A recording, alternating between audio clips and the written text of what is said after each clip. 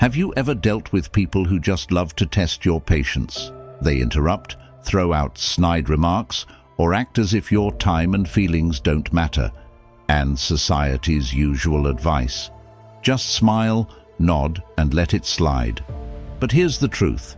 That approach doesn't work anymore. If you're tired of tolerating disrespect, you've come to the right place. In this video, I'm sharing 10 strategies to handle disrespect with confidence and control, without ever losing your cool or compromising your self-worth. By the end, you'll have the tools to set boundaries effortlessly and show the world you demand respect. Let's get started. Lesson 1. The silent stare. One of the most underrated yet impactful tools in your arsenal is the silent stare. No words, no overreaction, just a calm, steady gaze. When someone disrespects you, this simple act can completely shift the power dynamic. Here's why it works. Disrespectful people thrive on provoking you. They're fishing for a reaction, whether it's anger, defensiveness, or frustration. It feeds their ego and drags you into their drama. But when you meet their behavior with calm silence, it throws them off balance. They're forced to confront their actions, and often they fumble under the weight of their own behavior. Let me share a quick story. I was once in a meeting with someone who kept interrupting me. At first, I tried politely speaking up, but he wouldn't stop. So I changed tactics. I leaned back in my chair, crossed my arms, and locked eyes with him, silent and unblinking. No visible emotion, just calm observation. The tension in the room shifted. He stuttered, lost his train of thought, and, most importantly, stopped interrupting me for the rest of the meeting. That silent stare did what no words could. It demanded respect. Here's the beauty of this approach. It's not just about unsettling the other person. It's about what it does for you. It's a powerful reminder that you don't owe anyone an emotional reaction. The silent stare is more than just a tool. It's a declaration. I respect myself too much to play along with your game. Lesson 2. Stop explaining yourself. Let's talk about a trap many of us fall into: the need to explain ourselves. You make a decision, and suddenly, the critics come out of the woodwork. Why did you do that? Or, are you sure that's a good idea? Here's the reality. Your life isn't a courtroom, and you don't owe anyone a defense for your choices, especially when their questions stem from judgment, not genuine curiosity. Why do people question you? Often, it's because your independence disrupts their comfort zone. But their discomfort isn't your burden to carry. When you explain yourself, you hand over power, inviting further scrutiny. The more you justify, the more permission you give them to question your path. Let me share an example. When I switched careers to follow my passion, I was bombarded with skeptical questions. At first, I tried to explain myself, thinking it would satisfy them, but it only opened the door to more doubt. Eventually, I changed my approach. When someone asked, "Why did you leave your stable job?" I replied simply, "Because I wanted to." And that was the end of it. Here's the beauty of not explaining yourself. It's liberating. It says, "I trust my choices, and I don't need your approval."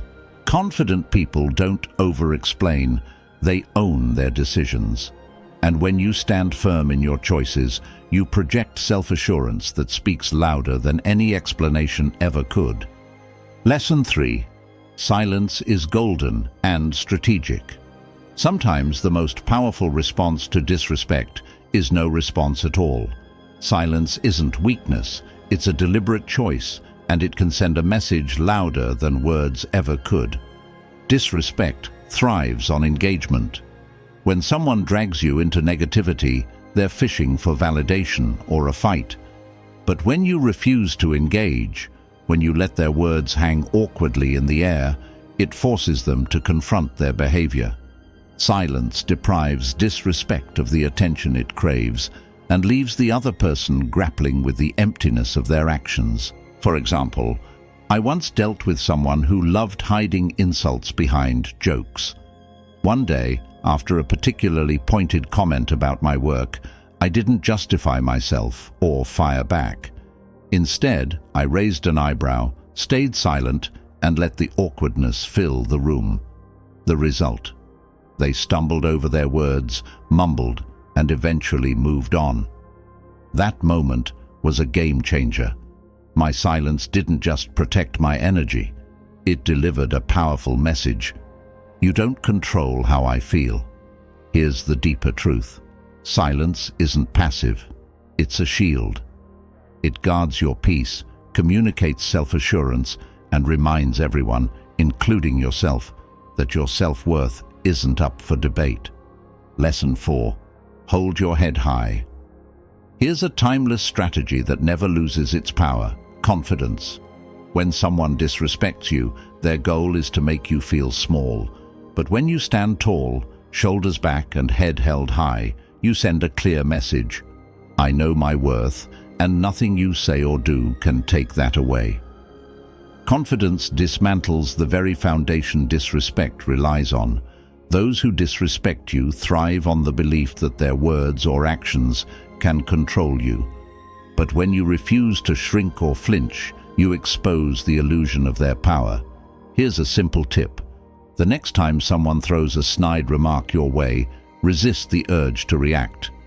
Instead, take a deep breath, lift your chin, and meet their gaze with quiet poise. A calm smile, followed by carrying on as if their words are insignificant, will speak louder than any comeback ever could. Confidence isn't about proving anything to them. It's about affirming something for yourself. When you hold your head high, you embody a powerful truth. You already have everything you need. Their negativity doesn't define you, and your self-worth remains unshaken. So walk tall. Live as though you know you're enough, because you are. And that quiet strength, it's your greatest shield against disrespect. Lesson 5. Distance is self-respect. Sometimes the most effective way to handle disrespect is to take a step back. Let's be real. Not everyone deserves a front-row seat in your life. When someone consistently crosses your boundaries, creating distance isn't cold. It's a declaration of self-respect. It's about protecting your energy and prioritizing your well-being. Think of your life as a VIP event. The people who genuinely uplift and respect you get all-access passes. Those who bring negativity, drama, or disrespect, they don't make the list. It's that simple. Let me share a personal story. I once had a friend who constantly undermined my decisions with jokes. At first, I brushed it off, telling myself I was overreacting. But as time went on, their comments started weighing on me. So I made a quiet decision. No confrontation, no drama, just distance. And guess what? I felt lighter, freer, and realized I deserved relationships that build me up, not tear me down. Here's the truth. Protecting your peace isn't selfish, it's essential. Distance creates space for clarity, growth, and meaningful connections. It's a powerful reminder that self-respect begins with choosing who you allow into your world. Lesson 6. Redirect with questions. When someone disrespects you, it's often a calculated move to provoke a reaction or assert control. But instead of getting flustered or defensive, flip the script. Turn the focus back onto them with a calm, pointed question like, "Why do you feel it's okay to say that? What are you hoping to achieve by saying that? Why does this work?" Questions force the other person to pause and think, often for the first time, about their behavior. Disrespect is often impulsive, driven by habit or emotion. By making them explain themselves, you interrupt their flow and regain control of the interaction. They're no longer the aggressor. They're now on the defensive. Here's an example. Imagine someone repeatedly interrupts you in a meeting. Instead of snapping back, calmly say, "I've noticed you keep cutting me off. Is there a reason for that?" In that moment, you shift the power dynamic. It's not rude or confrontational. It's simply asserting your right to be treated with respect. This strategy works because it conveys composure and thoughtfulness. It diffuses tension and signals, "I'm in control here and I won't let you cross the line." Disrespect loses its sting when met with calm accountability. Redirecting with questions isn't just disarming, it's empowering. It keeps the focus on the behavior, not the emotions, and demonstrates that respect is a non-negotiable for you. Lesson 7. Set a verbal boundary with clarity. Sometimes the most effective way to handle disrespect is to address it head-on. This doesn't mean getting angry or making a scene. Instead, it's about calmly but firmly stating what you will and won't accept. For example, "I don't appreciate being spoken to that way. Let's keep this respectful. Please don't interrupt me. I'd like to finish my thought." Why is this so effective? Disrespect often persists because it goes unchallenged. Many people test boundaries to see how much they can get away with. By addressing their behavior calmly and clearly, you send a powerful message. Their actions are unacceptable and you won't tolerate them. Let's break it down. Imagine a friend frequently makes sarcastic or belittling jokes at your expense. Instead of brushing it off or firing back, you might say, "I know you're joking, but those comments feel disrespectful. I'd prefer if you didn't talk to me like that." This response is direct, polite, and leaves no room for misinterpretation. The key here is composure. When you set a boundary without anger or frustration, you exude confidence and control. It's not just about protecting your self-respect. It's about teaching others how to treat you. Clear boundaries create healthier interactions and remind everyone that respect is non-negotiable. Lesson 8. Reframe disrespect into neutral ground. Disrespect can feel personal, but what if you could neutralize it instead of taking it to heart? Reframing means taking someone's negativity and turning it into something you can manage with ease, even humor. It's about responding with a calm, confident attitude that signals their words don't rattle you.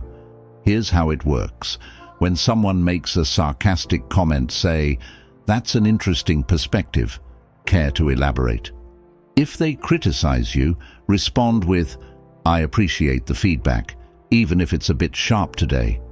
Why does this approach work? People who disrespect others often expect their words to sting or provoke an emotional reaction. When you reframe their comments, you catch them off guard. It shifts the dynamic from a confrontation to neutral ground, territory you control. For instance, imagine a coworker saying, "I guess you're trying to take the easy way out with that idea." Instead of becoming defensive, reply with, "Or maybe I'm just efficient. I'd love to hear your thoughts on improving it." This response communicates confidence and a willingness to engage constructively, on your terms. Reframing is powerful because it protects your inner peace. It tells the other person, "Your negativity doesn't define me or my response."